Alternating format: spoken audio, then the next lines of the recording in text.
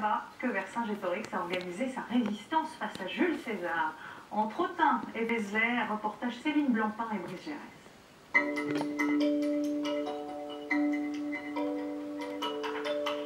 Il faut imaginer un désert fait de granit, d'eau et de forêt à perte de vue. Un petit morceau du massif central, perdu, égaré au milieu de la Bourgogne. La légende raconte que son nom signifierait montagne noire, une terre de mystère que nous allons traverser du sud vers le nord. Notre voyage commence au pied des montagnes, dans un décor de cap et d'épée. Le donjon que vous apercevez là, c'est une partie de l'ancien rempart médiéval. Parcourir la cité médiévale d'Autun, c'est comme remonter la marche du temps. La ville de 15 000 habitants est connue pour sa cathédrale, construite au XIIe siècle, et qui abrite un chef-d'œuvre du Moyen-Âge, une représentation du jugement dernier. On voit bien en dessous sur le linteau tous les péchés capitaux, la luxure, l'avarice, etc. On est là devant vraiment du grand art de la sculpture. Et donc chaque personnage est très travaillé, très détaillé. Moins connue que sa grande rivale, la basilique de Vézelay, la cathédrale assoit le prestige d'une ville fondée par les Romains au début du règne de l'empereur Auguste. On trouve encore ici les vestiges d'un théâtre antique de 20 000 places. Il faut savoir qu'au nord de la Loire, Autun est probablement la ville où on a le patrimoine gallo-romain le mieux préservé, avec une dizaine de sites visibles et reconnaissables. C'est à ce patrimoine exceptionnel que la ville doit donc son surnom de sœur et émule de Rome. Quittons les vieux remparts d'Autun pour s'enfoncer un peu plus dans les bocages du Morvan. La forêt est partout. Elle représente plus de la moitié du territoire. La filière bois est le principal employeur de la région. Sur le bord d'un chemin, un homme avec des chevaux de trait attire notre attention. Bonjour. Bonjour. Vous me promenez? Ah non, pas vraiment, je vais au travail. Il s'appelle Simon et il pratique le débardage de bois sur les chantiers forestiers. Dans des terrains très escarpés ou des terrains peu larges, où les machines ne peuvent pas accéder, le cheval lui a toujours la possibilité de passer. On respecte surtout plus les sols. Respecter les sols d'une forêt vitale mais fragile, car que serait le Morvan sans ces longues étendues de chênes et de sapins? Pour un Morvandiau comme moi, la forêt fait partie du paysage. On l'a toujours vue, elle a toujours été là. J'aime voyager, même ma vie se concentre ici, pour être épanoui, pour être heureux. Heureux, et comment ne pas l'être? Dans ces montagnes où l'on entend le vent respirer.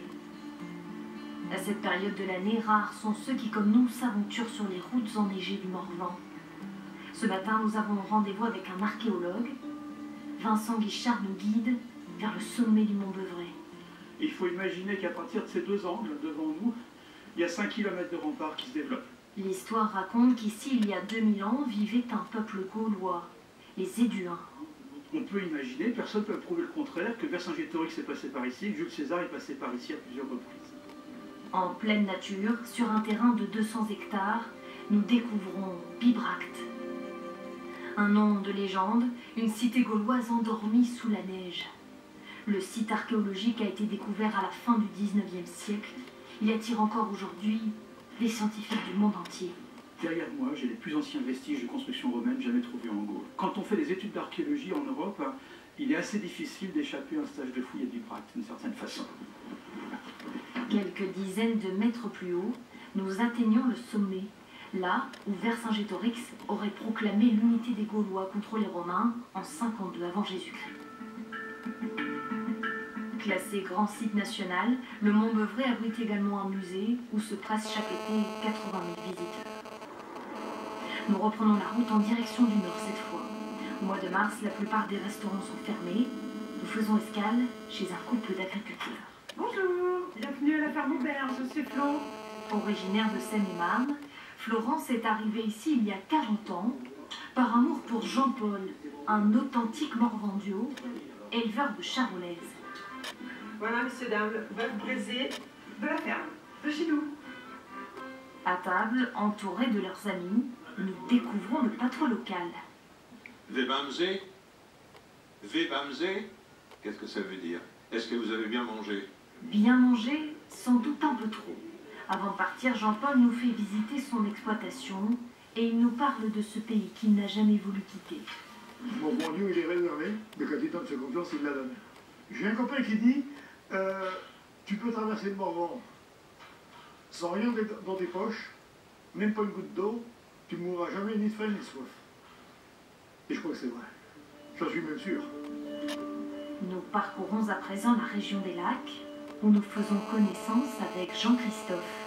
Je connais pas mal de petits coins, pas tous, mais en tout cas en majeure partie, ouais. Et avec votre accent, là, vous n'êtes pas du Morvan? Non, Marseille. Un Marseillais tombé amoureux du Morvan il y a 2 ans. Il nous invite à le suivre à travers les bois, sur un chemin semé d'embûches. Le photographe veut nous montrer son endroit préféré, la cascade de la Dragne. C'est comme un coup de foudre avec quelqu'un. Il y a une âme, il y a des ondes positives, il y a des ondes qui me parlent. Puis il y a un côté mystérieux, bucolique à la fois. C'est une vie rêvée en fait. Après 2 jours de voyage, nous atteignons notre destination finale. La colline de Vézelay et sa basilique Sainte-Marie-Madeleine, classée au patrimoine mondial de l'UNESCO. Sur la route de Saint-Jacques-de-Compostelle, les pèlerins disent ressentir ici comme un souffle venu d'ailleurs.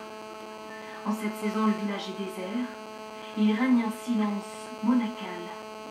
Rencontre avec le frère Grégoire. Si on reste dehors, je vais aller chercher un vêtement. Il nous ouvre les portes de ce chef-d'œuvre de l'art roman. Cette basilique, elle a voulu un passage des ténèbres à la lumière. Un passage d'une partie beaucoup plus sombre à une partie pleine de lumière. Le pèlerin qui rentre dans la basilique, il fait déjà une expérience. Au lieu de la chrétienté, la basilique abrite les reliques de Sainte Madeleine, un trésor sur lequel veillent toute l'année 7 moines et 10 religieuses. C'est un endroit où converge beaucoup de monde, du monde entier on pourrait dire. Le nom de notre communauté c'est Jérusalem, et l'image de Jérusalem dans la Bible c'est le lieu de convergence de toutes les nations. Et nous vivons cette expérience-là ici à Vézelay. Tout en haut de la colline, nous apercevons au loin quelques derniers vallons, comme les vagues d'une marée qui se retire.